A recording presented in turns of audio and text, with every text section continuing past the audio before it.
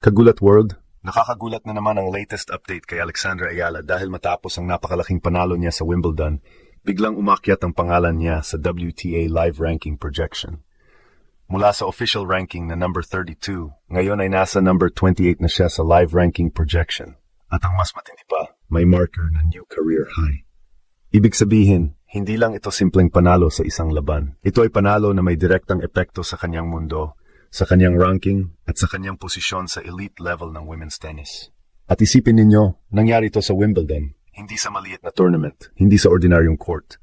Nangyari ito sa pinakamakasay-sayang stage ng tennis, matapos talunin ni Alex ang defending champion na si Iga Swiatek sa straight sets, 7-6, 6-2. Isang laban na hindi lang basta upset, kundi statement.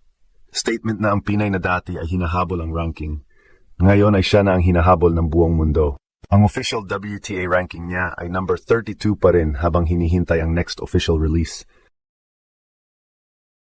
Pero sa live projection, number 28 na siya. At dahil ito ay new career high, malaking usapan ito dahil lampas na siya sa dating pinakamataas niyang ranking na number 29. Kaya ang dating tanong na, kaya ba ni Alex pumasok sa top 30? Ngayon ay ibang level na. Ang tanong na, hanggang saan paakyat si Alex? Dahil pagkatapos niyang pabagsakin si Swiatek, susunod naman ang laban kontra Jasmine Paolini sa round of 16. At kung manalo pa siya ron, hindi na lang ranking ang tatalon, kasaysayan na naman ang mabubuksan. At kung may isang salita na babagay sa latest update kay Alex ngayon, ito ay nakakagulat. Dahil sa loob lamang ng ilang araw sa Wimbledon, parang buong tennis world ang napilitang tumingin sa direksyon ng isang Pinay na dati tinatawag lang na racing star, pero ngayon ay malinaw ng nagiging global threat. Ang pinakamalaking update sa WTA Live Ranking Projection, tumalon na si Alex sa number 28. At hindi ito ordinaryong movement lang, ito ay new career high projection. Ibig sabihin, kung mag-stabilize ito sa official release, lalagpasan na niya ang dati niyang career high na number 29. Napakalaki nito dahil sa tennis, bawat ranking point ay pinaglalabanan, bawat round ay may kapalit, at bawat panalo sa Grand Slam ay pwedeng magbago ng buong career trajectory ng isang player. At hindi basta-basta ang pinanggalingan ng talon na ito. Hindi ito dahil may umatras lang, hindi ito dahil swerte lang sa draw.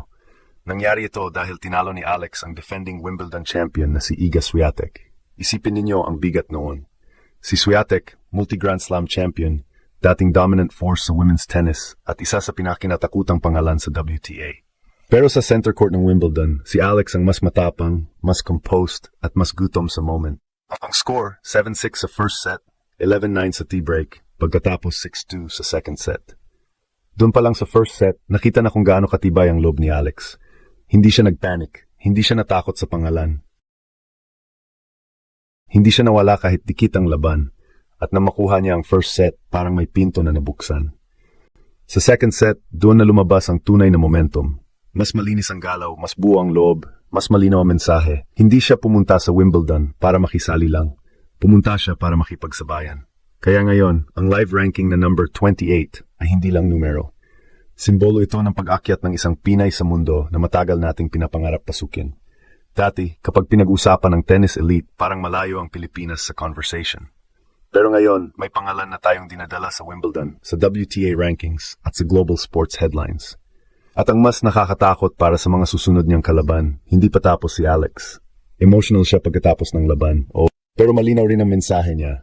Hindi ibig sabihin na masaya siya ay satisfied na siya. Ibig sabihin lang, marunong siyang mag-celebrate, pero marunong din siyang bumalik sa trabaho. Susunod na hamon, Jasmine Paolini sa round of 16. Isa na namang malaking pangalan, isa na namang matinding test, at isa na namang pagkakataon para patunayan na hindi aksidente ang nangyayari kay Alex. Dahil ngayon, bawat panalo niya ay hindi na lang panalo ng isang player. Panalo ito ng isang bansa na matagal nang naghihintay ng ganitong klase ng tennis miracle. At kung number 28 na siya na ngayon sa live ranking projection, tanong ng buong mundo, ano pa ang susunod? At dito na mas lumalalim ang kwento, mga kagulat world. Dahil ang pagtalo ni Alex sa WTA Live Ranking Projection hanggang number 28 ay hindi lang resulta ng isang magandang linggo. Ito ay bunga ng matagal na paghihintay, matinding sakripisyo, at serye ng mga laban kung saan unti-unting pinatunayan ni Alex na hindi siya ordinaryong prospect. Siya ay isang player na may tunay na kapasidad na sumabog sa pinakamalaking stage. Noong una, ang usapan lang ay kung kaya ba niyang makapasok sa top 50. Pagkatapos, naging usapan kung kaya ba niyang maging seeded sa Grand Slam. Nangyari yon. Then suddenly, Wimbledon came, at sa halip na matakot sa bigat ng draw, lalo pa siyang lumakas. Una niyang nilampaso si Renata Zarazua, 6-1, 6-2. Pagkatapos, kinaya niya ang comeback kontra Maya Joint, 3-6, 6-2, 6-0. At doon pa lang, ramdam na may kakaibang apoy sa laro ni Alex. Pero nang dumating ang laban kontra Iga Swiatek, doon talaga nagbago ang lahat. Kasi iba ang dating kapag ang tinalo mo ay defending champion. Iba ang bigat kapag ang binagsak mo ay player na sanay sa pressure, sanay sa Grand Slam, at sanay na siya ang hinahabol ng lahat. Pero sa laban na iyon, si Swiatek ang napilitang mag-adjust. Si Swiatek ang napilitang maghabol. Si Swiatek ang nakatikim ng pressure mula sa isang Pinay na hindi umurong kahit isang pulgat. At ito ang dahilan kung bakit sobrang lakas ng ranking impact. Sa Grand Slam, bawat round ay may bigat. Pero kapag sinamahan mo yon ng quality win laban sa isang superstar, biglang lumalakas ang narrative. Hindi lang sinasabi ng ranking na umakyat si Alex. Sinasabi ng buong tennis world na may bagong pangalan na dapat bantayan. Kaya ngayon, kahit official WTA ranking niya ay hindi pa nagre-reflect bilang number 28, ang live ranking projection ay sapat na para makita natin ang direksyon. Paakyat, papalapit. Palalim ng palalim ang bakas ni Alex sa women's tennis. At kapag lumabas na ang official ranking update, doon natin makikita kung gaano kalaki ang magiging final movement niya. Depende sa magiging resulta ng mga natitirang laban at ng ibang players sa draw. Pero ang pinaka-importante rito, hindi na lang ranking ang pinag-uusapan. Confidence na ang pinag-uusapan. Belief na ang pinag-uusapan. Aura na ang pinag-uusapan. Dahil pagkatapos mong talunin si Iga Swiatek sa Wimbledon, hindi ka napapasok sa susunod na laban bilang underdog na walang laban. Papasok ka na bilang player na may resibo, player na may statement win, player na alam ng kalaban na kayang sumira ng plano. At ngayon, ang susunod na nakaharang ay si Jasmine Paolini. Isa itong napakadelikadong laban dahil si Paolini ay mabilis, matalino at sanay sa high-level rallies. Hindi siya madaling basagin. Hindi siya basta-basta mawawala sa laban. Pero kung may natutunan tayo sa Wimbledon run ni Alex, ito yon. Kapag nagsimula ng gumana ang rhythm niya, kapag nakuha niya ang teaming sa baseline, at kapag pumasok ang fighting spirit niya, kahit sino pwedeng malagay sa alanganin. Para sa Pilipinas, napakalaki ng moment na ito. Hindi araw-araw may Pinay na nasa second week ng Wimbledon. Hindi araw-araw may Pinay na lumalaban para sa quarterfinal spot sa Grand Slam.